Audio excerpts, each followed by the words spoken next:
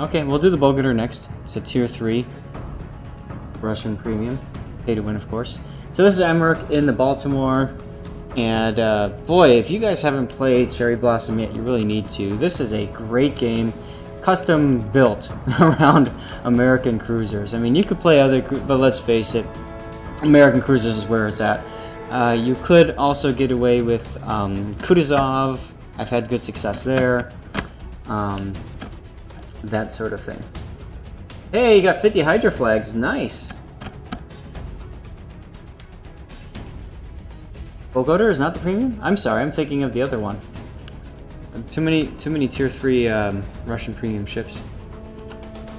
Alright, let's get the customary screenshot at the start of the match. By the way, yeah. Look at the rain oath. So beautiful. So beautiful. Alright, so what do you got here for flags? We've got Hydra. Oh, if this is during the ×3 event, you, sir, are doing it right. I like what I see here. All the flags. All the flags. But what's the camo you're using here? Is this the Type 6 camo, which doesn't give you any XP bonuses? If so, you're doing that wrong.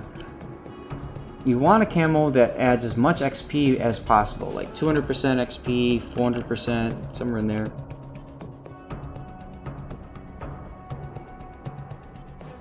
Yeah, it is pretty dark, isn't it?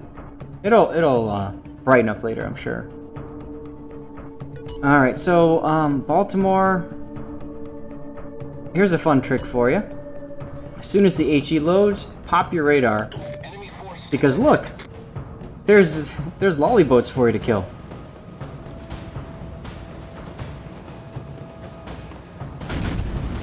Another thing I found very useful in this actually is running anti-air builds, manual anti-air, AFT, BFT, get that trifecta going.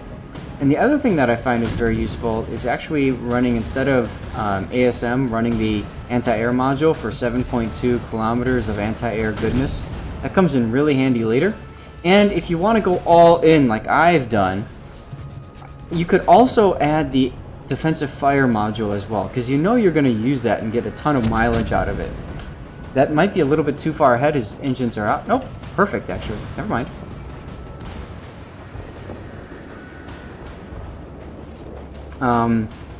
So that works, and then the speed flag is useful on this, which I think is the one that you're running. Yep. So speed flag is very useful on this one, so you can keep up with the fleet. The other option is that you could run the anti-air flag, the one that gives 10% more DPS, just because LOL DPS. But yeah, I definitely find the anti-air build works out really well here. And there's one other trick that you can do too, and this one a lot of people haven't figured out yet. And that is, you can drop the concealment module, because who cares, it's an operation, and these guys really don't punish you that much, right? So you can what? Those guys are actually getting shot. Interesting. You can drop the concealment module and pick up rudder mod 3. Why is rudder mod 3 so important? One, it increases your rudder response time, so you can WASD around those pesky torpedoes. Two, and this I think is the most important, if your rudder goes down, it repairs incredibly quickly. So what that means is it frees up having to run the rudder module as an upgrade. So, you know, it actually gives you an awful lot of bonuses. Now, there's a caveat, and that is that you're going to have to pay 1,000,000 credits to be able to swap it out. And of course, it's not the optimal build for random battles. So for me personally, I've already finished my grind up to the Seattle, so and up to the Buffalo. So I don't need to worry about random battles for Cleveland and Baltimore. As a matter of fact, I think this operation is going to be their home. So to me, I don't care if it's not the optimal setup. Oh, beautiful salvo. Beautiful hit.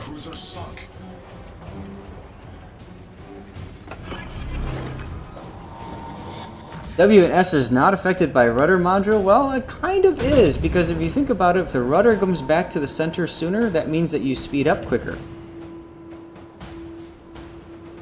And And you could also say that you slow down quicker too if you start turning and it turns faster. Nicely done. Enemy cruiser destroyed.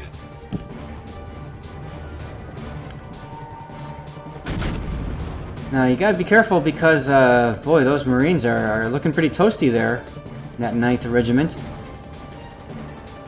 So you going after the Aobas, I mean, it worked in this case because you've got other people down south that are continuing to push. If everybody went for the Aobas, oh boy. Yeah, so what you can do, Ace, is that if you run the rudder module 3 instead of the concealment, then you could run propulsion module, okay, instead of the rudder shift module, steering gears mod 2. What that does is that it allows you to go even faster sooner. It increases your acceleration. It doesn't increase your deceleration, but it increases your acceleration. So not only are you speeding up quicker from bringing your rudder back amidships, you're also speeding up quicker because you've got that propulsion module. It comes in really handy on this operation, let me tell you. I was playing around with that last night. Had a lot of fun with it. And that's what I like about this, is that just because a ship works a certain way in one game mode doesn't mean it has to work that same way in another. And I really like the fact that there are different optimal builds for, you know, different purposes. Nice job avoiding the spotlight, by the way. That's good.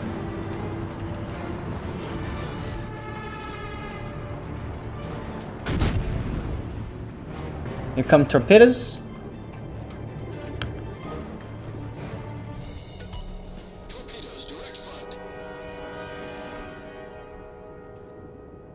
And that 9th Regiment is surviving.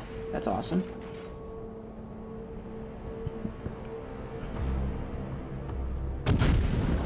Time to kill the lollyboat. I like how you're skirting around the area. That's good.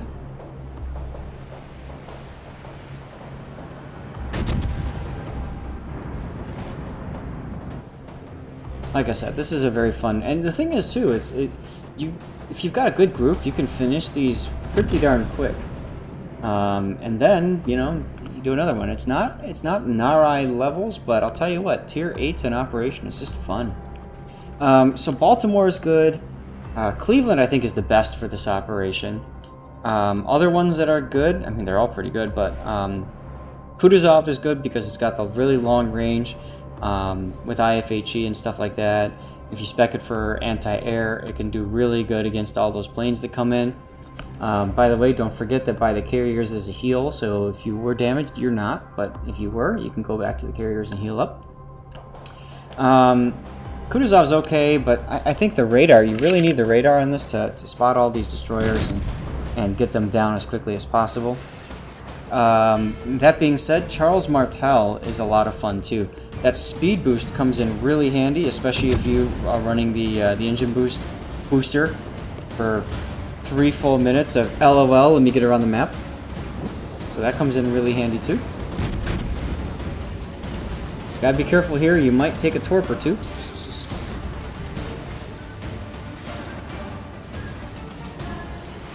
Nope, you're good.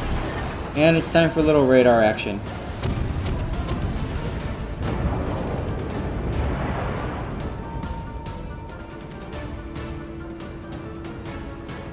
Yes, and you can definitely take the Edinburgh in, and if you do, yes, agreed. You want to take the radar module; it comes in handy.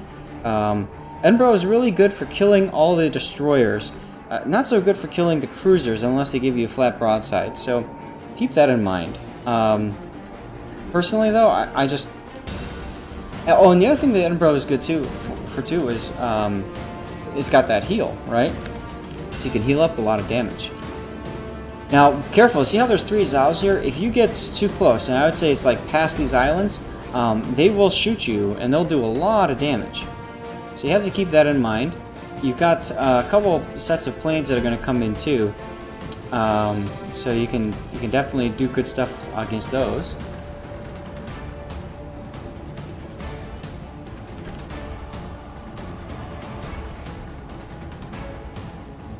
Yeah, I haven't tried, like, killing the Zaos yet. We've talked about it in our clan, and trying to get something going, and maybe if I can get a full group of 7 going at some point, we could try it, but me going out of the country again, that's gonna make it tough. Alright, so we got the, here come the bombers. Another pro tip for you, especially with you being in the back like this, if you see bombers going down fast, then don't pop your defensive fire. They're not going down that fast though, so now's a good time to pop your DF, which you just did.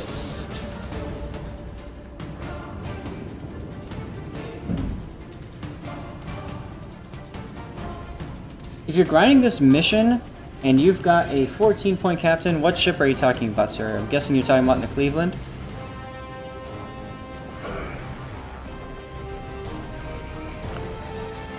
Personally, I would go for the AFT regardless, because the AFT is going to get you far more mileage. I don't even run Concealment Expert in this op. I mean, if you're just playing this op only with the ship, there's absolutely no need to spec anything in Concealment. It really doesn't matter. So yeah, I'd go for AFT first, and then the second one, I don't think I would even bother with IFHE personally. I mean, you could, but I might go for manual anti-air first, and then go for IFHE. Because personally, I like to shoot down planes. Planes give a good amount of XP earnings, so the more planes I shoot down, the better. Last night I actually had the game where I did like, I don't know, I did like 60,000 damage in my Cleveland, but I came in first because I shot down like 40-odd planes. Much to the chagrin of my clanmate, who was bragging about how much damage he had done in his, I think it was Charles Martel. He did like 170,000 damage or something, but he only shot down one plane. So, oops. Baltimore really good at this part of the mission because of all those cruisers that you can shoot in Citadel. Like that.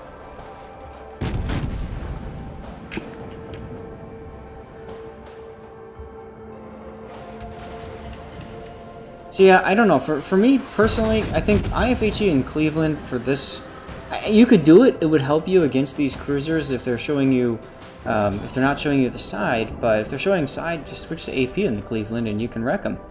So I don't know that IFHE is that necessary. What do you guys think in the chat? Would you guys go for IFHE for this mission? Oh, another fun thing too, by the way, is if you don't. Yeah, well, torpedoes. If you don't kill the aerodromes, more ships spawn in. So if you're trying to grind as much XP as possible on this mission, get the people to not shoot the plane, the aerodromes. If you can get them all to not do that and just wait, you can get a few extra ships to womp on, which is kind of nice. I'm assuming you're control clicking the squadron. Oh, pop your defensive fire now, man. Do it. Look at all those planes you can nail. There you go. Daka, daka, daka. Look at them all dropping. This is why you spec for anti-air.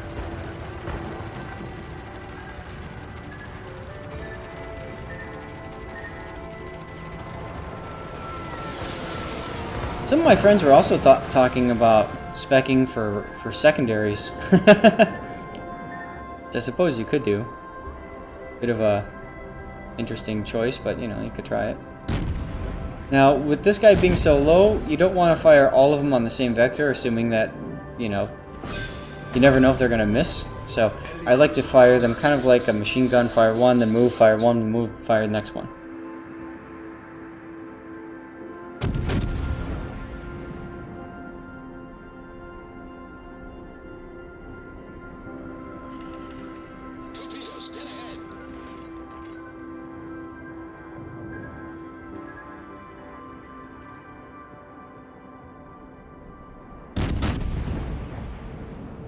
D12 says IFHE always. Alright.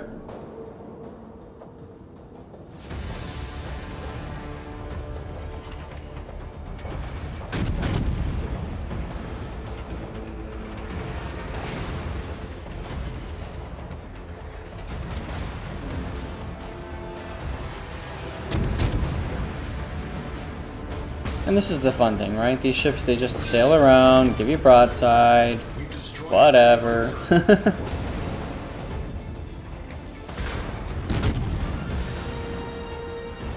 I would be switching to HE at this point. Yep, you are. 12 citadels. Ah, ah, ah.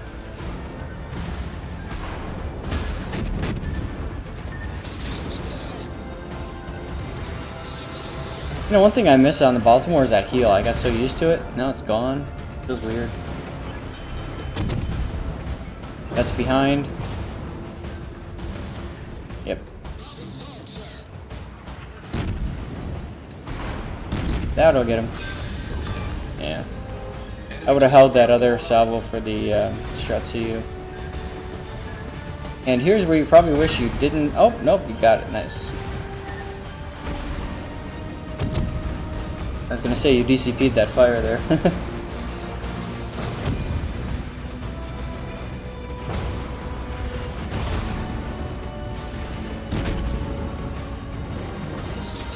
Whole secondary is going.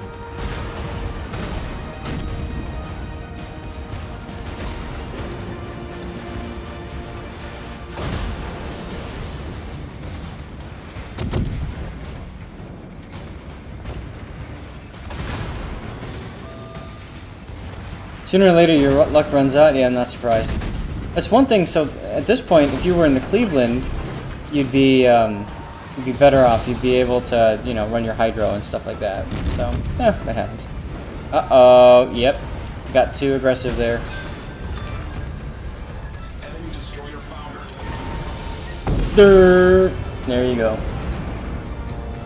Oh. You died. So you know we have to give you a death shot as well. Yeah, look at that. With the sun and everything. God, I love this.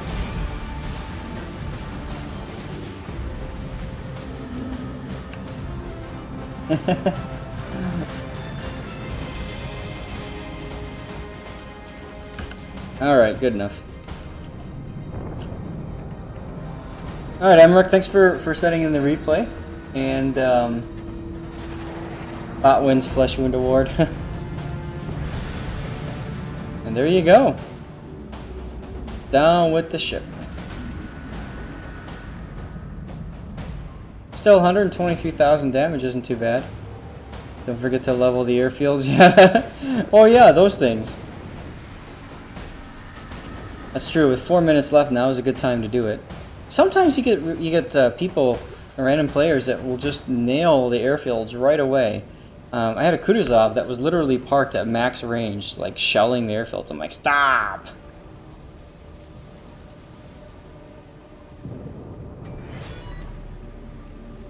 And there goes the airfields. But see how quickly the airfields die? That's the thing, like, there's no need... Oh, that torpedo went right over your grave. There's no need to, like, rush to kill those airfields, you know what I mean? Alright, well, once again, your replay was so epic that it crashed the game. Go figure. So, any comments to give to Amaruk there? I think you played it pretty well, except for the end there. You got way too close to the destroyers, and you got aggressive turn back in when I think you should have just kept on kiting away. And that probably would have been better off for you.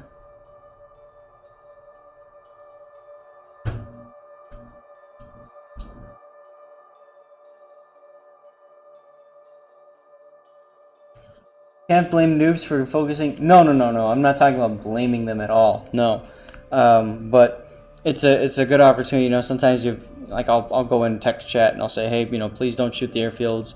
Let's kill the ships first. New ships will spawn. More XP for everybody. And sometimes they'll listen, and sometimes, well, they don't. So you know, it is what it is. So with that, Vogoter time, Vogotier, whatever. You're back now that the spoilers are over? Oh, have you not played Cherry Blossom yet?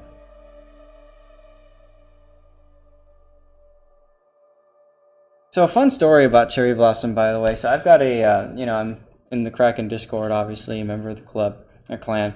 And there's a lot of people in there that you know, we just basically play the operations whenever they become available. Especially if there's a